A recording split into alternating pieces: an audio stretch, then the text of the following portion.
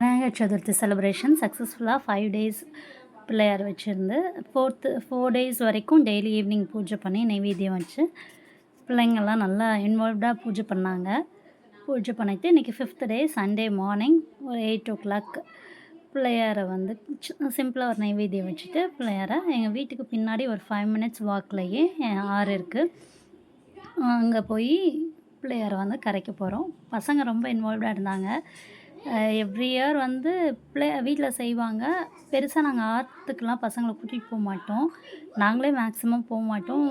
ஒரு சேஃப்டி பர்பஸ்க்காக ரொம்ப ஆசைப்பட்டாங்கன்னு போய் ஆற்றுல பிள்ளையார் கரைச்சோம். எங்கள் வீட்டு பின்னாடி தான் ஒரு 5 மினிட்ஸ் வாக்கில் தான் இருக்குது. ஆனால் நானே வந்து ஒரு 7 இயர்ஸ் முன்னாடி போனேன். அதுக்கப்புறம் இன்றைக்கி தான் போயிருக்கேன்.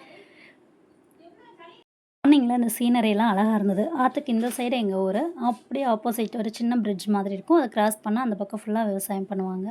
கரும்பு தோட்டம், வாழைத்தோட்டம், தென்னந்தோப்பு, அந்த மாதிரி சீனரியெல்லாம் ரொம்ப அழகாக இருந்தது. அதான் உங்கள்கிட்ட காமிக்கிறேன்.